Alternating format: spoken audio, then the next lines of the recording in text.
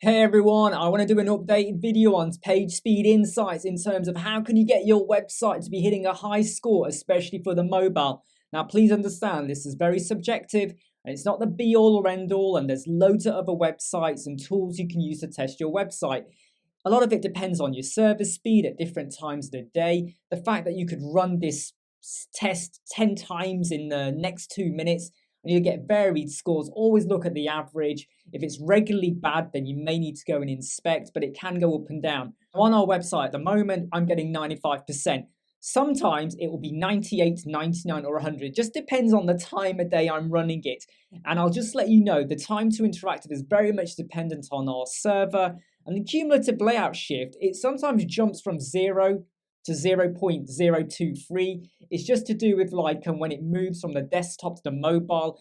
I hate it when it happens, but it is literally this button over here, let's get it done. It just kind of rearranges a tiny bit, but that is not an issue I'm overly worried about. I'm quite happy with 95%, but normally I'm hitting 98, 99, and 100. Okay, that's really good. The main thing is it only ever goes below 95 when it's the server speed, but I'm not overly worried. Right, what are the settings for how I get this, and how can you try and replicate this? Because if you have an Elementor website, it will be slow because there's lots of things going on. However, that is not all down to Elementor, and it can be down to other plugins and other things you have on your website. And Elementor do give you some tools within the plugin to help you speed up your website. And then there's some other stuff you can do as well. I'm going to go through those right now. Now with Elementor, when you go to settings, when you go to advanced, just to let you know, for Google Fonts Load, I tend to have that set as blocking. Some people say have blocking, some people say have swap, test it out, but I tend to put blocking on because I don't want to have Google Fonts loading in. The same with Load Font Awesome 4. I say no to that. The minute you hit yes to that, you're going to be loading on basically Font Awesome icons, and that can have an impact on your score and probably drop 5 to 6%. Now, when you get to experiments, at the time of this video, okay, I had Elementor 3.5.3, and if I scroll down, here's what I've got activated, okay? Improved asset loading, active. Improved CSS loading, active. Inline font icons, active. After that, I'm not really bothered about the template, kit, and any of these other options here. Now, style features, optimize DOM output, active. Accessibility improvements, active. And that's it. Oh, and form submissions, but that's not really going to affect your page speed insights, okay? So hopefully you can see what I have got activated here, okay? And what I've got activated over here as well, okay? Take that all into account. And that's fine for Elementor. And obviously, whenever you do anything with your page speed insights or whatever you're doing to improve it or with other plugins, please do regularly, I would recommend, go to tools and regenerate your files and data, okay? It's always a good thing to do because it just helps to keep things in sync. And then obviously you will purge your site, your server, and all of that. Now, here are 3 other plugins I do use. Now, if you use WP Rocket or Perf Matters or stuff like that, you can get away with just using them. I don't use them, not because I'm tight with money or anything, but you have to pay for. And I'm using free plugins here. So everything I'm showing you is totally free, okay? No investment required. There are tools out there like Nitropack. If you want to use Nitropack, you go ahead and use it, okay? And if you want to criticize me in the comments for what I'm about to say next, go ahead. But I do not like Nitropack because I feel like they cheat in what they do. Yes, you can throw whatever you want at me. I do not like Nitropack, okay? If you want to use it and it works for you, you go and do that. But I don't. I like to use stuff that I know is not cheating the way it says it's making your page speed score really high, okay? I prefer to be very honest and transparent. Now, before I show you the other plugins, please do take into account that a lot of it will depend on your page itself. If you've got too many intersections, if you've got loads of icons and movement and motion effects and videos and things playing in the top half of your page above the fold, especially on your mobile, you're going to be pulling your score down no matter what you do. No matter what we do now, your score is going to get hit by 20-25%. And if that's the look you're really going for, fine. You just got to live with it. There are some people out there that will also say you can hard code your header and your footer, not your footer, you hard code your header. By hard coding that, the navigation bar, the logo, anything else you got going on there, you can literally up your score significantly. But you've got to be really cool on your coding to do that. I'm not an expert coder, and if you can invest in that, fine, go ahead. But if you're using Elementor and the templates for your header, you're probably not going to go down that road. But I'm just mentioning that. Right, let's get on to the plugins. The 3 plugins, or the 4 plugins that I recommend you use are OMGF, WP Fastest Cache, Autoptimize, and Asset Cleanup. Let's just start with them in a different order. WP Fastest Cache, I'm just going to leave this on the screen for like that. I only touched the first tab, Settings, and this is all I do. So have a look at that, and if you want to replicate that, you can. You might have other caching plugins like Lightspeed or SG Optimizer or whatever you got. If it works for you on a caching point, fine, leave it. I prefer to use these just because they work for me. I used to use SG Optimizer. I found SG Optimizer was good, but not brilliant. And I switched away from that to start using this. And that says a lot. If I'm using a SiteGround server for a website, I'm not even using their optimization tool. And that says a lot, okay? Just because I have tested and I found this worked better for me. So that was WP Fastest Cache. It's free. Autoptimize is also free. Let me now show you my settings for this.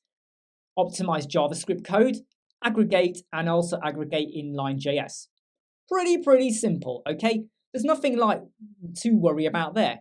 Now, I will mention, when you get to this line over here, exclude scripts from Autoptimize, there will be one in here that is JSQuery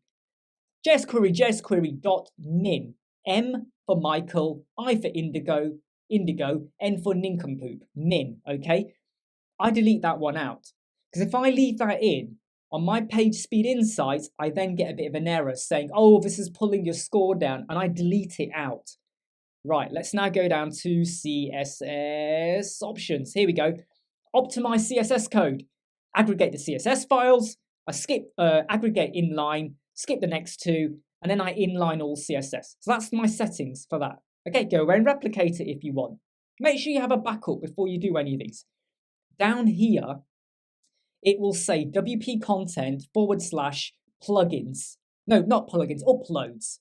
I delete that out because if you leave that in, that is excluded from being basically auto-optimized, if that's the best word to use. I want that to also be optimized, okay? Because your plugins will have a lot of filth and dirt and grime in there, and I want that to be optimized. So if it says uploads in there, delete that line out. Right, we then scroll down, HTML options, you tick that, and I then tick all of these options here except the last one. I save changes and empty the cache. Okay, so I hope you're following this, take screenshots and imitate what we've got here. Now on the images tab, this is where I will tick to lazy load, but I will then specify I want you to lazy load after the first image. Because on my website, above the fold, there is one image, and on the mobile, there's one image above the fold. Above the fold means before you have to scroll to look down the page. So if you've got 4 images above the fold, I would say stick the number 4 in there because you don't want them to lazy load. If your 4 key images are, on page 1, lazy load, you've just delayed the loading for them. So you want to lazy load what comes afterwards, not before. Does that make sense? Okay.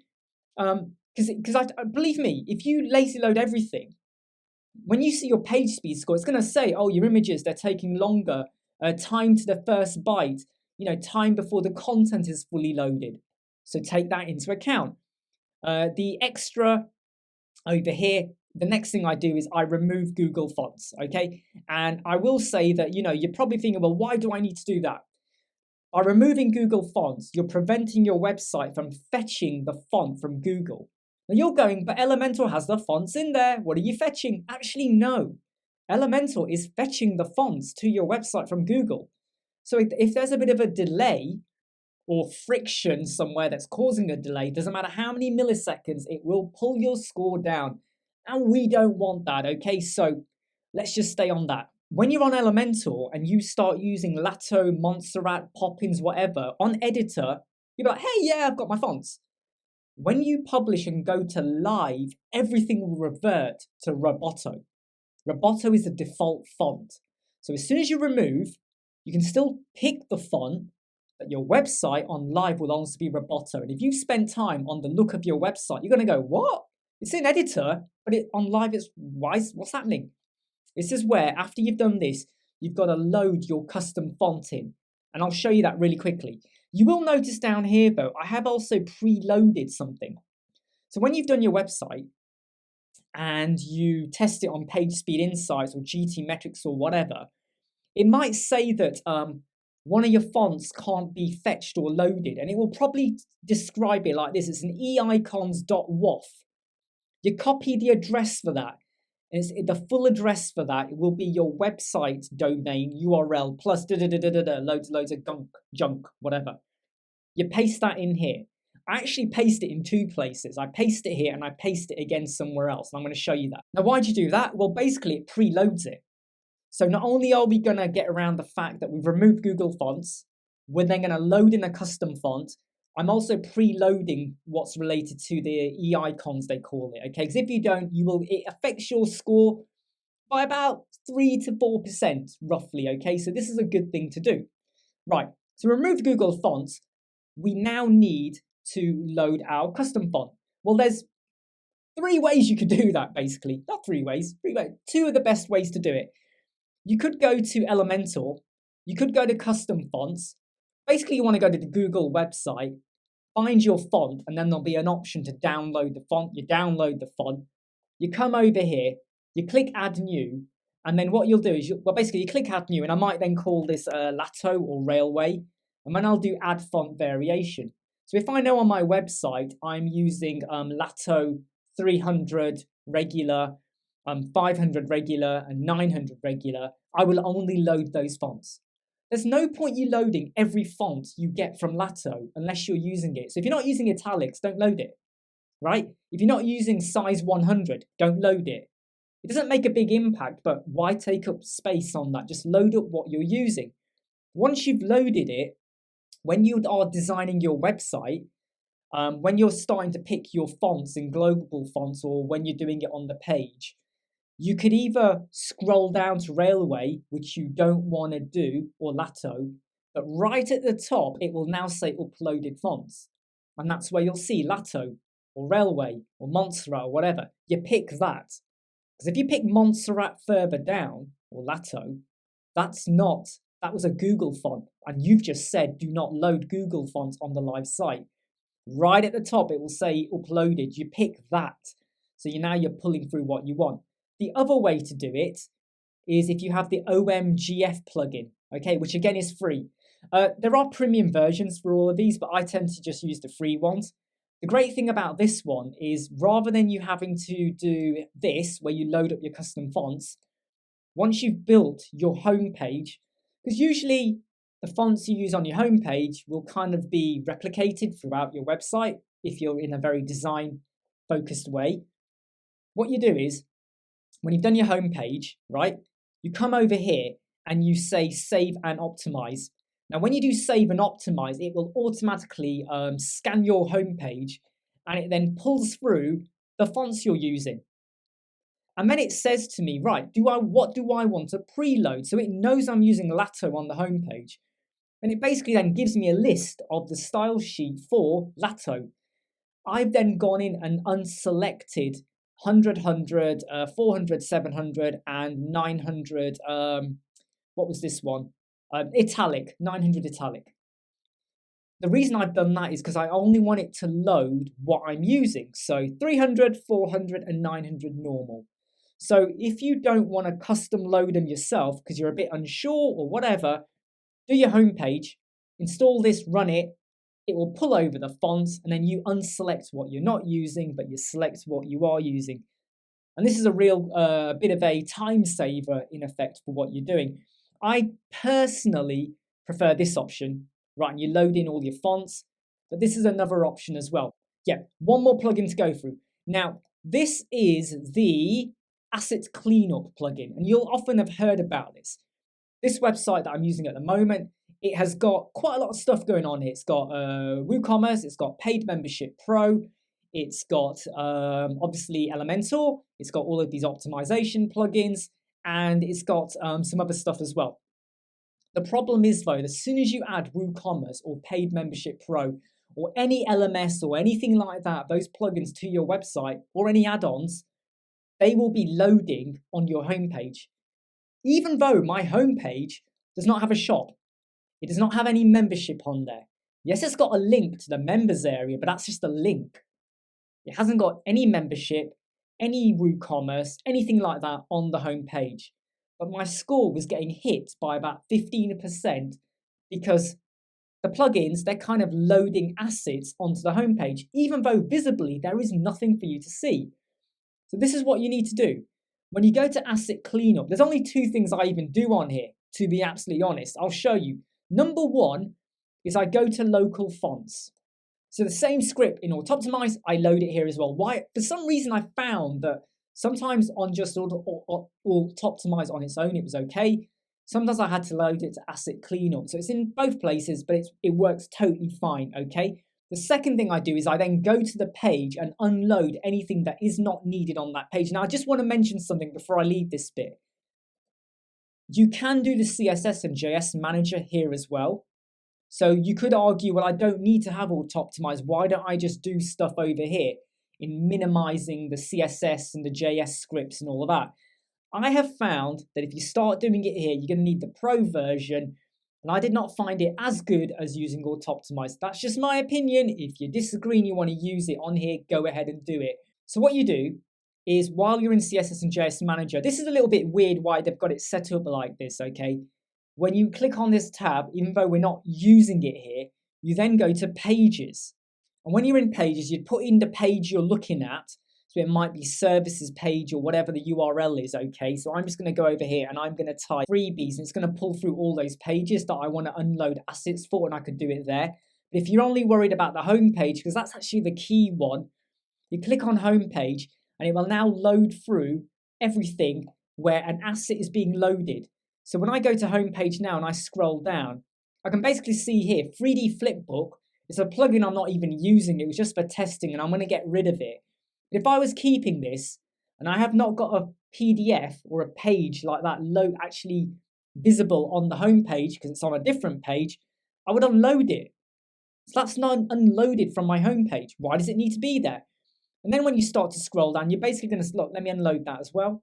Let's just check if there's anything else. Let's unload that as well there. So you basically unload it. Elementor though, be very careful what you unload because it might be that you might go, well, what is this? App loader, I'll unload it. It might impact on Elementor widgets. So I say with Elementor Pro, be very careful. And actually, I don't unload anything because I'm already doing it with, I'm already using the experiments and the settings of Elementor for assets and all of that. So I don't touch anything here. What I am keen though on is like Paid Membership Pro. So what I do is I unload it. And anything on the website that doesn't have to be there, I will basically unload. And you just scroll down, and most of these items here you will need. You're just looking to see, is there any plugin on here that you don't need?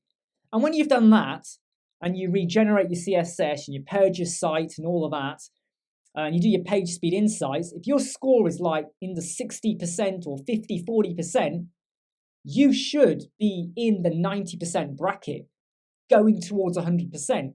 So remember, like I said, WP Fastest Cache, Autoptimize, remove your Google fonts, preload your fonts, or use the OMGF, okay? And then if you've got loads of plugins that might be loading on your homepage, even though you're not using them, asset cleanup. And if you do that, you should hit a high score. I know you're looking at it and going, oh, it's only 95%. I want to get 100.